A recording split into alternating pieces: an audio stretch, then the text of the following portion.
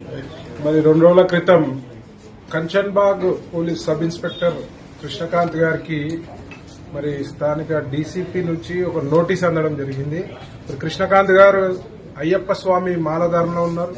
మరి ఆ notice memo ఇవ్వడం జరిగింది. మెమోలో గడ్డాలు పెంచొద్దు, సివిల్ దుస్తులలో మాలధారణ దుస్తులలో రావద్దు, మరి ఒకవేళ మీరు మాలధారణ చేయాలనుకుంటే లీవ్ పెట్టుకో అని చెప్పి సంబంధిత అధికారి మెమో జారీ చేశారు. ఎవరన్నా మాట్లాడితే అర్థం పర్థం ఉండాలి. ఇది హిందూ దేశము. 40 రోజులు లీవ్ పెట్టుకోమంటే మీరు లీవ్ ఇస్తారా? 40 రోజులు ఒకవేళ ఇచ్చిన పే ఆఫ్ లాస్ ఎవరు కావాలి? అయినా మా దేశం హిందూ దేశంలో ఎన్నో ఏళ్ల నుంచి వస్తున్న సంప్రదాయాల్ని మీరు పోలీస్ శాఖలో ఉండి, పోలీస్ శాఖలో కూడా ఏం చేస్తారు? ఖాకీ యూనిఫామ్ వేసుకొని నల్ల రంగు కండువా వేసుకుంటారు. అందులో తప్పు లేదు. చెప్పులు వేసుకోరు, తప్పు లేదు. అదే ముస్లింల పండగ రంజాన్ మాసంలో స్పెషల్ అలవెన్స్లు ఇస్తారు. 4 గంటలకే వదిలేస్తారు. నమాజ్ చదవనికి 5 పూటల పర్మిషన్ ఇస్తారు. మరి హిందువుల పండగలకు వచ్చే వరకే మరి ఎందుకు ఈ వత్తాసని నేను అడుగుతున్నా. ఈ డిఫరెన్షియేట్ ఎందుకు చేస్తుంది?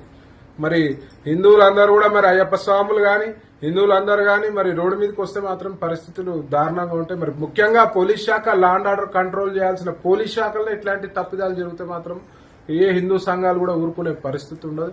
ముఖ్యంగా రేవంత్ రెడ్డి గారికి ఒకటే చెప్తున్నా, హోంశాఖ మీ దగ్గరనే పెట్టుకుర్రు, దాచుకొని భద్రంగా పెట్టుకుర్రు. మరి హోంశాఖ ఆధ్వర్యంలో జరగాల్సిన మీటింగ్లలో ఏం జరగాలి, ఏం చెప్పాలి, హిందువుల మనోభావాలను కించపరచుకుంటా పోలీసులు ఎట్లా వ్యవహరించాలి అనేది మీకు చెప్పలేదా? మరి మీరు నేర్చుకోలేదా?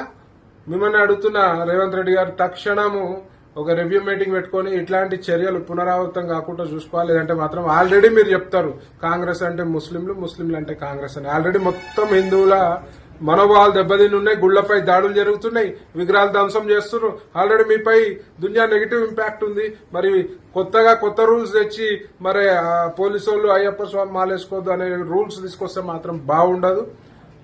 అందరు కూడా మరి రోడ్డుపైకి వస్తే మాత్రం మీ ప్రభుత్వం తీరు మాత్రం తీవ్రంగా నిరసనిస్తారని చెప్పి ఈ హిందూ సమాజంలో మీరు హిందూ ద్రోహిగా మిగలొద్దని చెప్పి మనస్ఫూర్తిగా కోరుకుంటున్నాను. జై శ్రీరామ్.